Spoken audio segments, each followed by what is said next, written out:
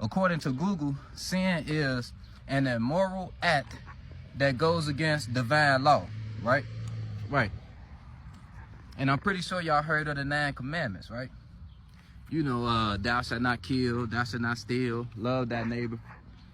You know, I'm not here to say that's bad advice, but I will say, I feel like the commandments aren't broad enough, right? Like, no one specific action is just black and white. Like, you can say killing is wrong, but if you here to defend your life and you killed someone, is that really wrong? Self-defense isn't wrong, right? Right. So, and you might say stealing is so wrong, but if you're in a situation to where you and your family can't eat, and you got this, you know, billion-dollar company that we call Walmart on your street, I mean, is stealing a little food that ain't gonna hurt their company, is that really that bad for your family to eat so they won't starve?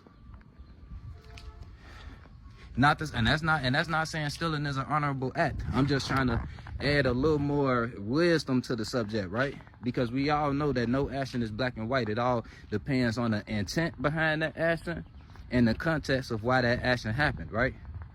Right. So instead of focusing on actions, let's take this a little more broader. What are the commandments, aka the divine laws, that we all should follow as spirit? And keep in mind, we don't need one spirit above us to enforce these laws. There are just, remember, God is the space that we live within, and that lives within us. The great space that makes life possible is what you would call God. And the divine laws are the laws within this space that keep it flowing, right? We all come together to form this space. So we all have laws and duties that we must, you know, obey in order to keep this space expanding. So, after doing some thinking for a few weeks, I came up with 6 commandments. We don't need 9.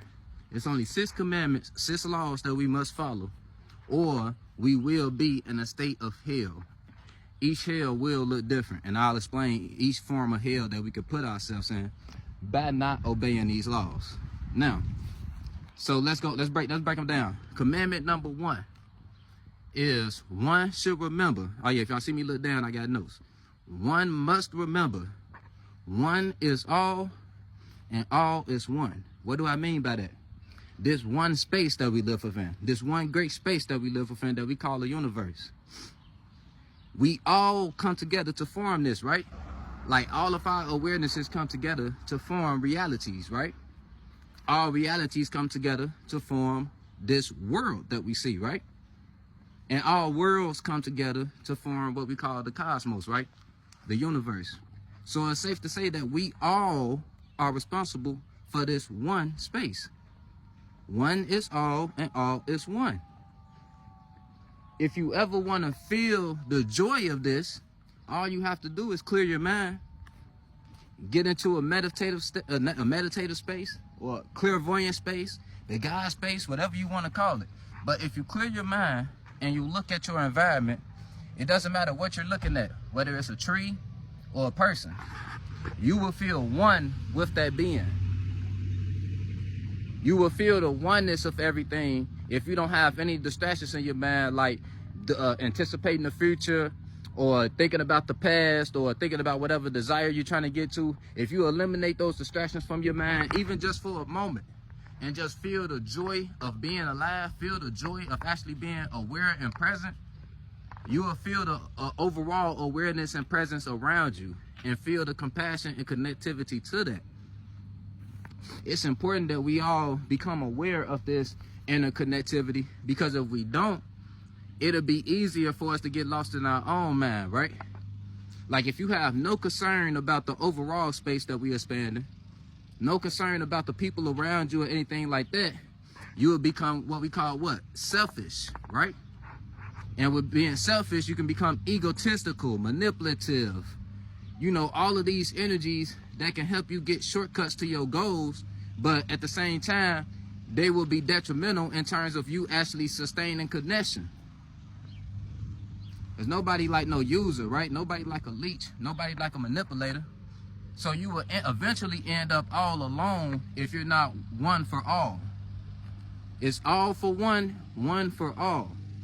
And that's not to say that I'm you and you me.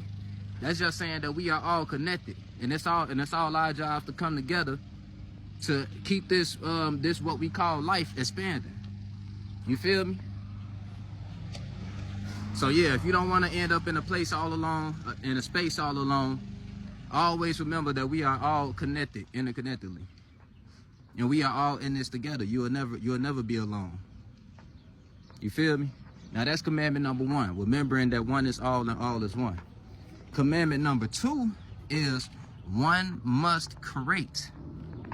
And when I say create, that doesn't necessarily mean everyone has to be an artist, but everyone does have the ability to be a creative. And you must get creative with life, especially when times get bad, right? You got to get creative with forming perspectives on how to view life. You get out of your comfort zone and get creative and create new experiences. Just doing shit you never did before to expand your mind, expand your spirit. Without any creativity, it would be easy for you to get lost in a darkness that we call depression. Because you will accept every circumstance as is without actually, you will accept it from the surface level, is basically what I'm saying. Like, let's say something, when something seems bad and you only see the bad in it, but it's actually so much growth that's gonna come from it, but you can't see that. That's what I mean.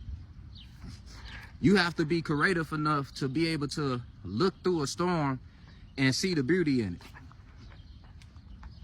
Or life gonna be hard as hell for you, right? You're gonna be in a hell of a hell because you're gonna be in a reactionary mind. Instead of being in a creative and more open mindset, you're gonna be in a reactionary mindset. And like I say, any little minor inconvenience is gonna be able to ruin your day or anything like that. And then on a deeper level, if you're creative, it's important that you expand on your creativities, right? Any ideas, anytime you get that urge to paint, draw, write a song, whatever it is, it's important that you obey those urges, right?